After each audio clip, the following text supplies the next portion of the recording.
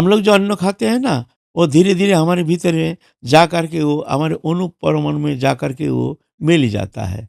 हमारे सप्त धातु से बना शरीर, रस, रक्त, मांस, मेद, अस्थि, मज्जा, शुक्र, ये सप्त धातु से बना शरीर, जो खाते आहार्य वस्तु कुछ अंश निकल जाता है मूत्र विष्ठा होकर के, और कुछ अंश हमारे शरीर में जा करके सार रूप में भीतर में प्रवेश करके धीरे धीरे रस, फिर रक्त, फिर मांस में अस्थि, फिर मज्जा, फिर शुक्र, ऐसे और ऐसे उसके गुण संक्रामित होता है। अगर सत्वगुणी वस्तु होता है तो धीरे धीरे हमारे इंद्रिय अणु परमाणु सत्व गुण से धीरे धीरे शुद्ध होता है, और तमोगुण होता है तो तमोगुण की क्रिया अणु परमाणु में जाकर के व्यक्त होता है। सूक्ष्म रूप में ये पहचान में आएगा नहीं। पहले आहार शुद्धो सत्य शुद्धि, सत्य शुद्धो ध्रुवानुस्मृति। आहार शुद्ध होने से शुद्ध मन होता है, शुद्ध मन में भगवत स्मृति जागृति रहना चाहिए। साधन के लिए पहले चाहिए आहार शुद्धि। आहार शुद्धि समस्त साधकों के लिए, ना कर सिर्फ जो वैराग्य लेकर के जंगल में रहने उनके लिए, ऐसा नहीं है। जो भी परमार्थ लोभी जो साधक है, जो भगवत प्राप्ति ही इसी जन्म में जिनकी उद्देश्य है, ऐसे साधकों के लिए अवश्य ये इस तरह से थोड़ा सा सावधान होकर बहुत कठोर जीवन अवलंबन करना जरूरी है, अगर इसी जन्म में भगवत प्राप्ति करने का इच्छा है तो। अगर नहीं है तो कोई बात नहीं, खाओ पियो, चलो ना, काल चक्र तो स्थिर है, फिर 84 लाख योनि में भ्रमण करो ना। मना थोड़ी है, भगवान मना करते हैं, नहीं नहीं ऐसा नहीं करना। उनको तो खेलना है, सृष्टि रचना करके खेल रहे हैं, बिगाड़ रहे हैं। खेलो, खूब खेलो। अगर हमारे पास आना चाहते हो, थोड़ा तो कष्ट तो उठाना ही पड़ेगा, है ना। तो आहार शुद्धि पहले, आहार शुद्धि, सात्विक, राजसिक, तामसिक त्रिविध आहार, है ना। सात्विक आहार, शुद्ध आहार। आहार और त्रिदोष, 3 प्रकार दोष दुष्ट। जाति दोष, आश्रय दोष, निमित्त दोष। जाति दोष है मीन मछली, ये सब प्याज लहसुन, ये सब जाति दुष्ट। आश्रय दुष्ट है। निमित्त दोष है, अच्छा वस्तु है, बहुत सुंदर है, लेकिन उसमें किसी का झूठा हाथ लग गया, कोई झूठा गिर गया, छपकली गिर गया, मक्खी गिर गया, धूल मैला आदि आकर के वो दूषित कर दिया।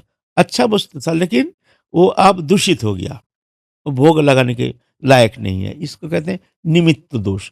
और एक है आश्रय दोष। आश्रय दोष माने असद उपाय अर्जित अर्थ से जो भगवत सेवा के लिए दिया जाता है दान, ये दान आश्रय दोष होता है।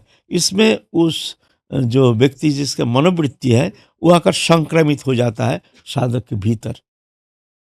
ये प्राथमिक अवस्था साधु जो जो भजन करते उसको समझ में नहीं आएगा, लेकिन थोड़ा भजन नदी जो है वो चट जान लेते हैं, जो अरे अरे ये तो आश्रय, ये तो दूषित पैसा है ना। ऐसा ही हुआ। सिद्ध बाबा दृष्टांत तो दे रहे हैं। जे कलकत्ता से एक पतिता आई है गोविंद मंदिर में, बहुत भक्तिमती है, अ, बहुत भक्तिमती है।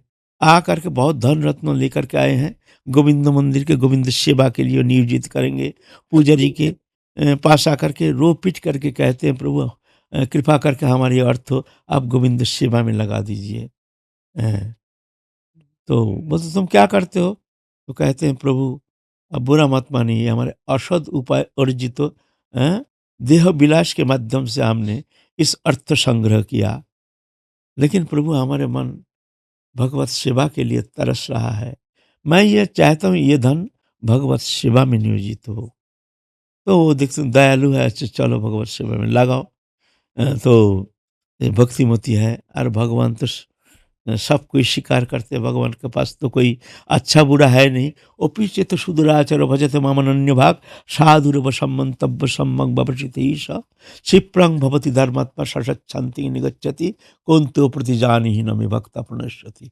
अति दुराचार व्यक्ति भी मेरे सुदुराचारी मेरे शरण में आता है तो उसको साधु समझना, मैं उसको साधु बना देता हूँ। तुम प्रतिज्ञा करके कह सकते हो, मेरा शरण में जो आता है मैं उसको वंचित नहीं करता हूँ, कभी वो नष्ट नहीं होता है। तुम प्रतिज्ञा करके कह सकते हो। भगवान कृपालु दयालु पतित पावन दीनबंधु अगतिर गति हैं, जगतपति जगन्नाथ शरणागत वत्सल, भय क्या बात की है। तो उनके पैसा ले लिया, भंडारा किया, बड़ा एक भंडारा किया, साधु संत निमंत्रित होकर आए हैं, प्रसाद पाए हैं। लेकिन तत्कालीन अभी जो ब्रज में रहते हैं ऐसे ऐसे उस समय व्यवस्था थी नहीं। अ, भिक्षा छोड़ के तो कहीं कुछ मिलता ही नहीं था। सेठ-फेठ आते ही नहीं थे। अभी तो तीर्थों के ऐसे प्रचार हो गया, बरसाना, नंदग्राम, वृंदावन आदि। उस समय तो कोई आते ही नहीं थे। भिक्षा मिलता नहीं था। हम लोग अभी से 45 साल पहले 1980 में 80 के पहले आए हैं, भिक्षा मिलता नहीं था, पेट भरता नहीं था, पेट भरता नहीं था। सब्जी तो नाम निशान नहीं। सब्जी का नाम निशान नहीं। हम तो ज्योति बुढ़ा गिरिराज परिक्रमा देते थे, ज्योति बुढ़ा आकर के डिब्बा तो था ही नहीं, सब्जी लेंगे किसमें, डिब्बा ही है नहीं। तो वहाँ एक दुकान था, अ, एक दुकान छोटा सा, वो हरी मिर्च रखते थे, उनसे 2 मिर्च मिर्च माँग लेते थे। 2 मिर्च मिल गया तो बस अमृत हो गया।